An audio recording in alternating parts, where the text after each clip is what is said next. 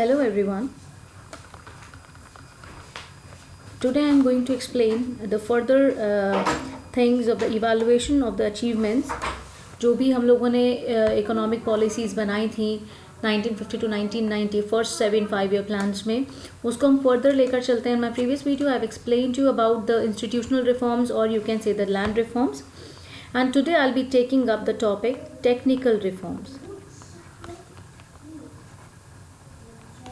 This is chapter number 2, Indian economy from 1950 to 1990. So what are the technical reforms? Technical reforms, when we talk about, we only talk about the Green Revolution. Green Revolution. This is the very common term which we have earlier also studied in previous classes.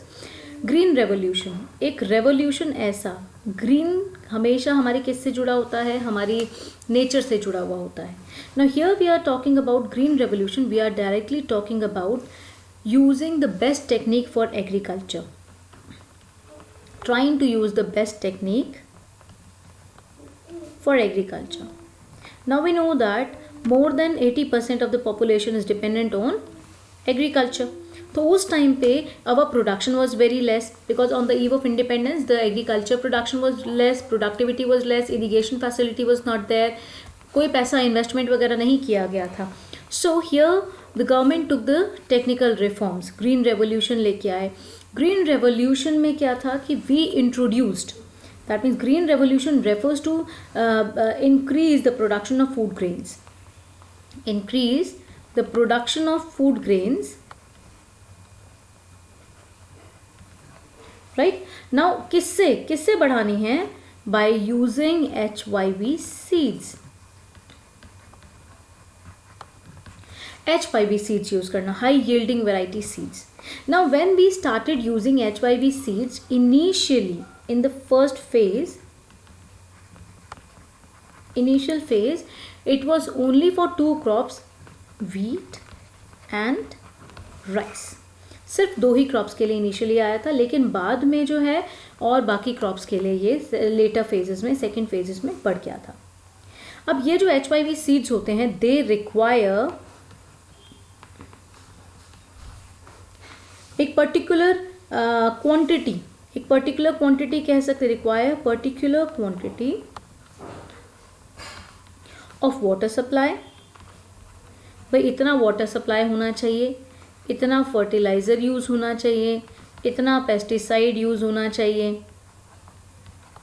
Right अगर वो quantity से कम है तो भी गड़बड़ है, अगर उस क्वांटिटी से ज़्यादा है तो भी हम कहीं ना कहीं अपनी सीड्स को नुकसान पहुंचाएंगे.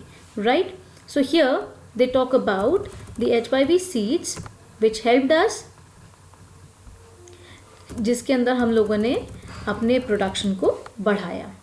अब जैसे कि यहाँ पे हम देख सकते हैं, कोई भी नई चीज़ अगर हमारे इंडिया के अंदर आती है, ऑब्वियसली जो गरीब पर्सन है वो रिस्क नहीं लेना चाहेगा, क्योंकि जैसे उसका काम चल रहा है, he is satisfied in that. Either he is earning very less amount also, but he is satisfied with that because excepting the new thing is very risky for them. Right तो इंडिया ने adopt किया था, India adopted HYV programme in 1966. Now when India adopted HYV program in 1966, so it was successful. This HYV program proved successful in initial stages. I'm again saying initial stages a lot, because at that point sufficient irrigation facilities was also given. We tried to give sufficient irrigation facilities, use of fertilizers. How it became in use, government helped a lot, government encouraged, government motivated people to use come under the program of HYV and to use HYV seeds. तो first phase में मैंने जैसे आपको बताया सिर्फ wheat और rice के लिए ही हुआ था, and that also in limited area. Limited area कौन कौन से? States of Punjab, Andhra Pradesh and Tamil Nadu. सिर्फ जब इनिशियली ये ग्रीन रेवोल्यूशन आया था तो सिर्फ इन 3 स्टेट्स में ही काम किया था, और बाकी स्टेट्स में जो है सेकेंड फेज, लेटर फेज में बाकी और क्रॉप्स के लिए भी आ गया था और अलग अलग स्टेट्स में भी काम करना शुरू कर लिया था. When we talk about green revolution, तो ग्रीन रेवोल्यूशन क्या होता है ये तो समझ में आ गया. But there were some achievements of green revolution, कुछ हमें फ़ायदे भी हुए थे and there were some failures as well. Now what were the achievements and what were the failures? These steps has been taken for agriculture. तो कुछ अच्छा भी हुआ होगा, तो हो सकता है कुछ नुकसान भी हुआ हो, तो यही हम लोग इसके अंदर पढ़ेंगे.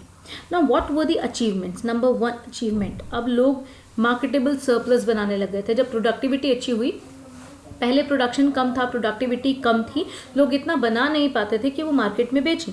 तो अब यहाँ पे क्या शुरू हो गया था? Commercialisation of agriculture.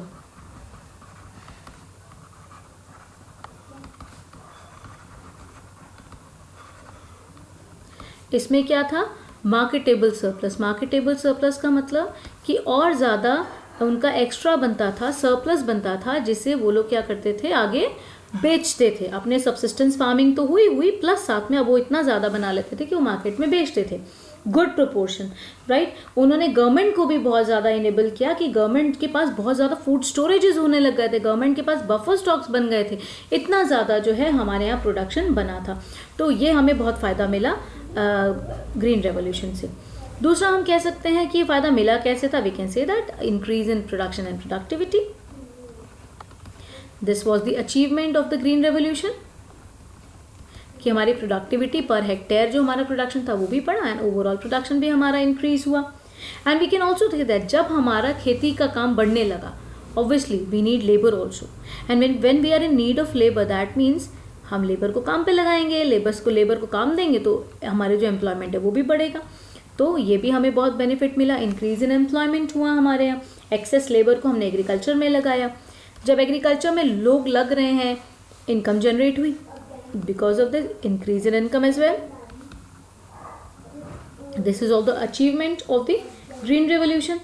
And income is also increasing, marketable surplus is also increasing, employment is also increasing. तो अब डिपेंडेंसी जो है वो कम हो गई, क्योंकि अपने ही खुद को एम्प्लॉयमेंट मिली हुई है, खुद की इनकम बढ़ रही है, मार्केटेबल सरप्लस बन रहा है, हमें बाहर किसी के ऊपर भी फूड ग्रेन्स के लिए डिपेंडेंट होने की ज़रूरत नहीं थी. Because at the time of Britishers हम लोग फॉरेन गवर्नमेंट पे डिपेंडेंट थे, बट अभी हमें किसी पे डिपेंड होने की ज़रूरत नहीं थी. That means we tried to attend self sufficiency.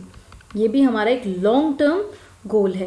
तो for the agriculture self sufficiency हम लोगों को मिली due to this green revolution. And the best what happen due to this green revolution, not only the agriculture but industrial development also took place, because industries have also got so much of raw material from this agriculture part. तो industrial development भी हुआ. अब agriculture का raw material भी मिला, और agriculture के लिए जो हमको चीज़ें चाहिए थी, जैसे फर्टिलाइजर्स, पेस्टिसाइड्स, राइट, केमिकल्स चाहिए, मशीनरी चाहिए, वो सब भी इंडस्ट्रीज़ के अंदर डेवलप होती थी और फार्मर्स तक पहुंचती थी. तो ये सारे काम भी हमारी इंडस्ट्रीज़ करती थी. ये हमें अचीवमेंट्स हुए हमें बहुत ज़्यादा.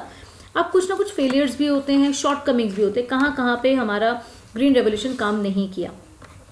देखो, HYV सीड्स महंगी होती थी, और गवर्नमेंट ने ऑल्दो सब्सिडी प्रोवाइड की थी जिससे कि लोग एनकरेज हो, मोटिवेट हो, उनको इंसेंटिव मिले काम करने के लिए. तो here this increases the disparity between the small and the big farmers, because small farmers का जो है इतना ज़्यादा वो बेनिफिट नहीं कर पाए, बट बिग फार्मर्स ने सब्सिडी भी ली और अपनी इतनी ज़्यादा इनकम कर ली, उन्होंने अपने काम को बहुत ज़्यादा बढ़ाया. बट गरीब जो है इतना ज़्यादा अपना काम नहीं कर पाया. So this increases the disparity between rich, or you can say not rich, you can write big and small farmers, between rich and small farmers. Big farmer जो बड़े बड़े फार्मर्स थे उनमें, और छोटे फार्मर्स के बीच में डिस्पैरिटी को बढ़ा दिया. दूसरा, ये जो हमारी HYV सीड्स हैं ये बहुत ज़्यादा प्रोन टू पेस्ट अटैक थी. तो पेस्ट अटैक में जब रिस्क इतना ज़्यादा था, तो बहुत सारे जो गरीब लोग थे जो पेस्टिसाइड्स को बहुत ज़्यादा नहीं लगा पाए थे, उनकी फसल तो सारी पेस्ट अटैक में ख़त्म हो गई, कुछ बचा ही नहीं.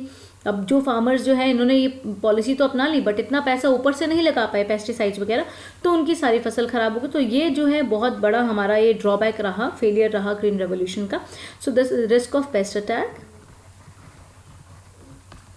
अनदर यू कैन से इनिशियली लिमिटेड क्रॉप्स के लिए था, बहुत सारी क्रॉप्स के लिए ये नहीं था।